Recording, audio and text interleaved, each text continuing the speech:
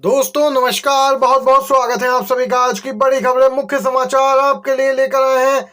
इस वीडियो में जानेंगे आज की हर एक बड़ी खबर। राहुल गांधी की यात्रा पहुंची है असम, और असम पहुंचते ही बीजेपी सीएम यहां पे बौखला से गए हैं। एफआईआर करके जेल भेजने की दे दी है धमकी। दोस्तों जानेंगे, गडकरी ने दिया ऐसा बयान कि पूरी बीजेपी ही आ गई है बैकफुट पे। केंद्रीय मंत्री का बयान वायरल हुआ है। वहीं बीजेपी की मेयर चुनाव में हार देख के यहां पे चुनाव रद्द करने का फैसला अब कोर्ट में चुनौती देगा इंडिया गठबंधन।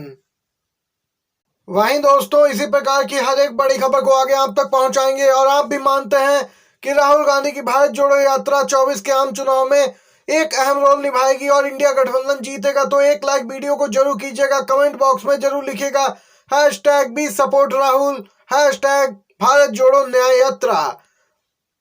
पहली बड़ी खबर सामने निकल के आ रही है दोस्तों।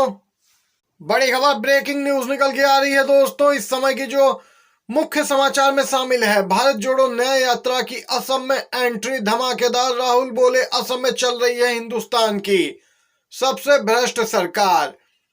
नागालैंड के बाद दोस्तों ये यात्रा असम में पहुंच गई। राहुल गांधी ने कहा कि मणिपुर में जो माहौल बना है उसको देखते हुए हमने लोगों को समर्थन का विश्वास दिलाया। नागालैंड में उन्होंने बड़े वादे किए थे।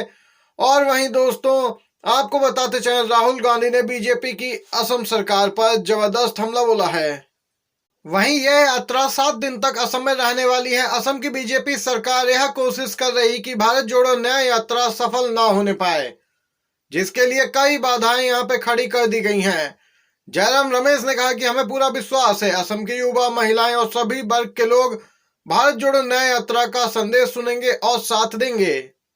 कांग्रेस की भारत जोड़ो न्याय यात्रा पर असम के सीएम ने कहा कि हमने कहा कि शहरों के अंदर से नहीं जाना है, जो भी वैकल्पिक रास्ता मांगा जाएगा उसकी अनुमति दे दी जाएगी, लेकिन शहर के अंदर से जाने नहीं देंगे और हम पुलिस व्यवस्था नहीं करेंगे। असम सीएम ने कहा कि अगर राहुल शहर के अंदर से जबरदस्ती यात्रा निकालते हैं तो उन पर वायलेशन का केस दर्ज किया जाएगा और चुनाव के 2 से 3 महीने बाद कार्रवाई करते हुए गिरफ्तारी होगी।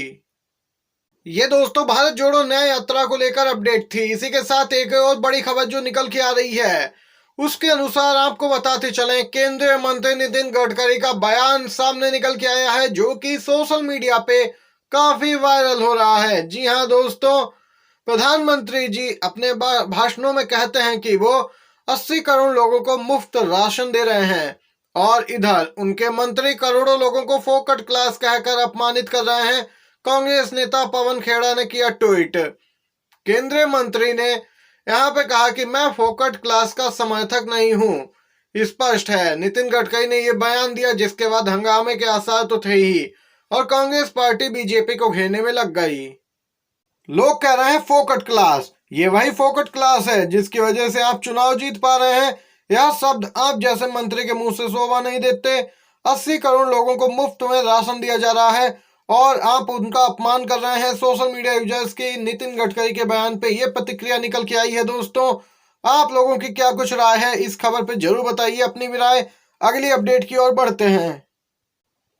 भीम आर्मी प्रमुख चंद्रशेखर आजाद, जो कि इंडिया गठबंधन का हिस्सा बनने वाले हैं नगीना लोकसभा सीट से, इन्हें यहाँ पे दोस्तों इंडिया गठबंधन अपने खाते से एक सीट देगा, जिस पर भीम आर्मी चीफ लोकसभा चुनाव लड़ेंगे। दोस्तों अब यहाँ पे चंद्रशेखर आजाद का बड़ा बयान निकल के आया है। बोले हैं, बाबा साहब ने अपने बच्चों की कुर्बानी देकर हमें वोट का अधिकार दिया और आज ईवीएम के द्वारा हमारे वोट की चोरी हो रही है। चंद्रशेखर आजाद ने ईवीएम पे सवाल उठाए और कहा कि हमें वोट देने का जो अधिकार मिला था वह संवैधानिक है, लेकिन ईवीएम के माध्यम से हमारा वोट चोरी किया जा रहा है, हमें पता ही नहीं चलता हमारा वोट कहां जा रहा है। चंद्रशेखर आजाद ने यहाँ पे दोस्तों बैलेट पेपर का समर्थन किया है। ईवीएम मामले पे ये दोस्तों पहला दल है जिसकी प्रतिक्रिया निकल के आई है, जब से यहाँ पे 3 राज्यों में बीजेपी की जबरदस्त जीत हुई है और सभी कह रहे हैं कि सिर्फ ईवीएम का खेल था, इसीलिए बीजेपी जीती। आपका क्या कुछ कहना है जरूर बताइए दोस्तों अपनी भी राय। इसी के साथ अगली खबर आ रही है। चंडीगढ़ में चुनाव दिन पर दिन टलता जा रहा है दोस्तों। अब यहाँ पे कोई तारीख निश्चित नहीं है कब चुनाव होगा। इंडिया के हाथों पहली हार बीजेपी स्वीकार नहीं कर पा रही है। चंडीगढ़ में आम आदमी पार्टी कांग्रेस का गठबंधन मेयर बनाने के लिए 20 सीटें और वहीं बहुमत का आंकड़ा 19। ये बात बीजेपी को पता चल गई। चंडीगढ़ में आपका मेयर बनने जा रहा था, बीजेपी 20 से 15 से चुनाव हार रही तो यहाँ पे साजिश करके चुनाव टलवा दिया।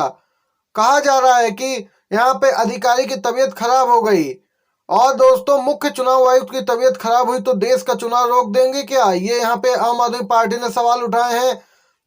और वहीं बीजेपी को घेरने में लग गई है कांग्रेस और आप। पहले दोस्तों खबर निकल के आई चंडीगढ़ शहर के मेयर का चुनाव 18 जनवरी को होगा। 16 जनवरी को खबर आती है आम आदमी पार्टी कांग्रेस गठबंधन करके साथ आ गए हैं और 18 जनवरी जब चुनाव होना था तब यहाँ पे सुबह सुबह खबर दी गई पीठासीन अधिकारी की तबीयत बिगड़ गई है और अगले आदेश तक चुनाव स्थगित कर दिया गया है मेयर का। इंडिया गठबंधन की मजबूती देखकर भाजपा तो बीमार सी हो गई। इंडिया गठबंधन के पास मेयर चुनाव में पूरा बहुमत था। मेयर इंडिया गठबंधन का होता क्योंकि अभी तक यहाँ पे बीजेपी का मेयर था। सोशल मीडिया यूजर्स प्रतिक्रिया दे रहे हैं कि भाजपा की उस बच्चे जैसी हालत हो गई जो गली के मैच में आउट होने के बाद बैट लेकर भाग जाता है कि अब खेलूंगा नहीं। एक अगले यहाँ पे व्यक्ति ने ट्वीट करते हुए कहा, ये तो छोटा सा मेयर इलेक्शन चुनाव है जिससे बीजेपी की नींद अभी उड़ गई। सोचिए 24 के चुनाव में आखिर क्या होगा। आम आदमी पार्टी के सांसद राघव चड्ढा ने यहाँ पे जानकारी दी कि अब इस पूरे मामले को लेकर कोर्ट का दरवाजा खटखटाया जाएगा। ये अपडेट निकल के आई है। अगली अपडेट आ रही है कि राम मंदिर उद्घाटन के लिए छुट्टी दे दीजिए, सीजीआई को लिखा गया है पत्र। बार काउंसिल ऑफ इंडिया के अध्यक्ष ने पत्र में कहा कि सुप्रीम कोर्ट, उच्च न्यायालय और जिला अदालतों में छुट्टी की जाए 22 जनवरी को जब यहाँ पे राम मंदिर का उद्घाटन होना है। देख सकते हैं सीजीआई को पत्र लिखा गया है।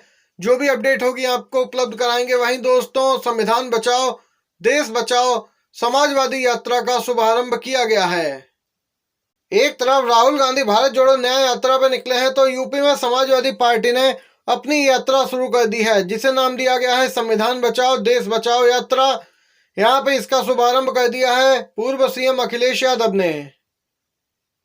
जम्मू कश्मीर के पूर्व सीएम उमर अब्दुल्ला ने बड़ी बात कही है। सीधे तौर पर मोदी सरकार को चुनौती दी है, खुली चुनौती।